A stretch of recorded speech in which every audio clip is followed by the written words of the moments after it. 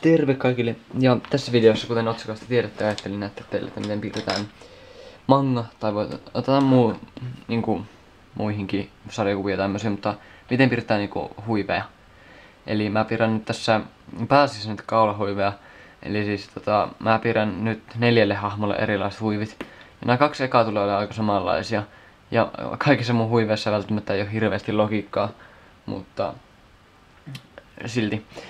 Joten aloitetaan tästä ensimmäisenä ja aloitetaan nyt tästä tälleen, että mä teen yleensä aina ekana tämmösen tavallaan, mä teen vähän niinku 2 kerrosta näihin huiveihin. Että eka kerros on vähän niinku tällainen pieni, tämmönen, ja sitten toka kerros lähtee vähän niinku vinottais-suunnassa noin. Ja se menee sitten täältä näin. Ja vähän tonne olkapään yli. Tosta noin. Tai tohon hartioille suunnilleen. Ja sitten näin. Ja mä otan täältä vähän pyyhekumin ja kumitan nää apuviivat täältä näkyvistä. Että näette helpommin, että mistä tässä on kyse tässä huivissa. Eli tää on hyvin yksinkertainen ja ihan kivan näköinenkin mun mielestä. Ja sori jos mulla tää paperi vähän liikkuu. Ja eli tommonen, ja sitten tähän voi laittaa tommosen noin.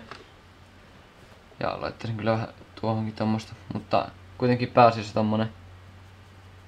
Ja mäpä käytän tällaista, että mä saan sen kunnolla näkyviin tosta.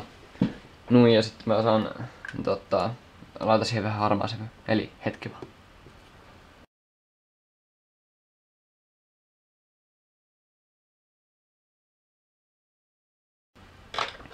No niin, eli ensimmäinen huivi tossa, ja tää toinen tulee olemaan melko samanlainen, mutta kuitenkin ehkä pikkusen erilainen. Ja tässä varmaan ei ole hirveästi järkeä kans kantaa. Hetkonen väärä kyllä. Eli aloitetaan aika samoista jutuista. Mutta mä tälle puolelle en tee tällaista tavallaan syvennystä, vaan mä teen tälle jännästi. Ja sitten tähän tulee kans tämmönen, mutta tää ei ihan mene noin paljon vaakatasoa mitä tuo toinen huivi. Ja mäpä korjaan tosta pikkusen tätä, koska se pitäisi enemmän mennä tonne noin. Ja sitten tää menee täältä näin. Ja sitten mä kumitan tän nää apuhuivet täältä. Noin.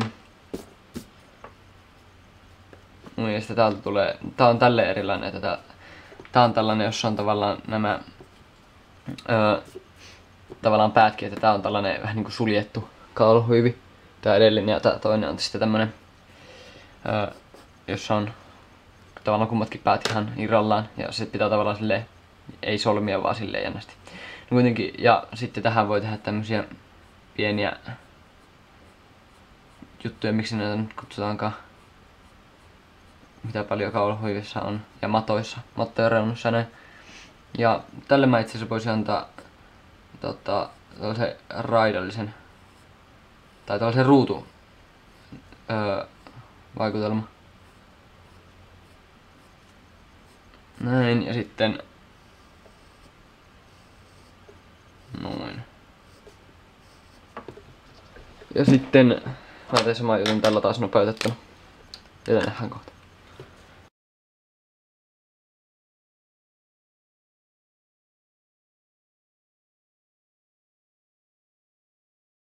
No niin, eli tuokin on valmis. Jos valaistus meni vähän huonoksi, niin mulla tulee tää video on kokonaan tuolla auringonvalolla tavallaan valostettu.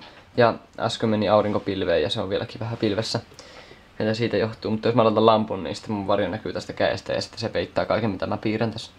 Mutta seuraava tulee olemaan jo hieman erilainen oikeastaan. Joten itse mä voisin korjata pikkusen tätä viimeistä, koska siihen tulee, siinä näkee siitä eniten tähän tavalla, miten se menee vartalossa, mutta mennään tähän seuraavaan, eli tää on tällainen, mitä monesti näkyy jollain kaupoilla ja tämmöisillä. Mä en oo hirveästi piirtänyt tämmöstä, mutta toivottavasti tulee jonkunlainen. Eli piirretään tämmöstä ja sitten, eli tällainen tavallaan piikkimäinen huivi tällä. Ja täällä takana näkyy solmu, mutta sitä ei näy oikein kunnolla, koska se on takana. Ja tää on tällainen melko yksinkertainen piirtää. Ja sitten teen taas saman jutun nopeutettuna tällä.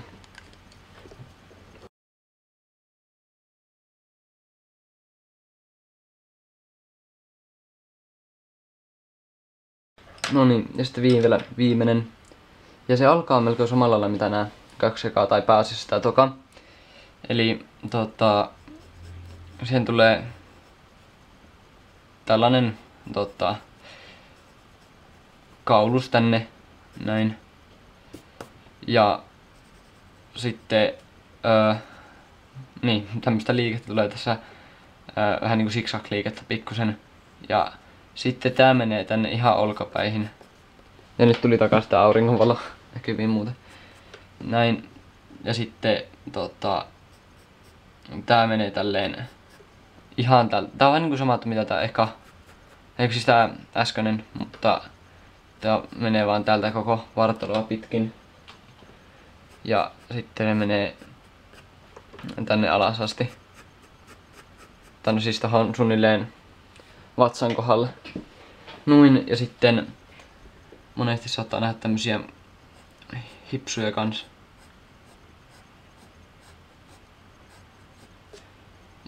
Näin. Ja sitten sama vaan toiselle puolelle. Eli huivit on mun mielestä tekee hahmoista ja tämmöstä siistimän näköisiä ja ne ei ole edes hirveän hankalia piirtää. Ja jos haluatte uuden huivivideon jatkossa, jos olisi vaikka jotain esim. Ninja-huiveja ja tämmösiä. Tai jos haluatte vaikka jotain hattuvideoita, jos mä pidän hattuja, niin mikäs siinä, sekin käy mulle. Ja taas nämä. Sitten mä ajattelin tehdä sellaisen paremman silmäpiirtotutoriaalin, koska siinä ekassa mä näytän ensinnäkin suht huonon keinon. Ja sitten siis mitä mä en nykyään käytä ollenkaan. Ja sitten ja se on, siinä näytettiin vain yhdenlainen tyyli. Eli mä ajattelin tehdä sellaisen, jos olisi vaikka 4 erilaista silmäpiirtotyyliä, silmäpiirtotyyliä, niin semmonen voisi olla hauskaa. Mutta tosiaan teen tän nopeutettuna.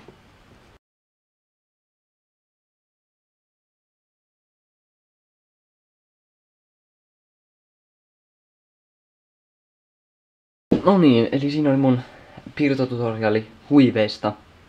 Ja ei mulla sen enempää tässä videossa. Tää on nyt valmiina, tässä on erilaisia huiveja. Toivottavasti tykkäsitte ja toivottavasti opitte ja oli avuksi tai jotain. Ja nähdään ensi kerralla. Ja mitä sanotte tästä mun uudesta tyylistä, että mä käytän tätä ja sitten lyykönä tai harmaasävyys. Koska mun mielestä se on hyvä tyyli ja sopii mulle tosi hyvin. Ja ei mulla muuta. Nähdään ensi videossa. Moi!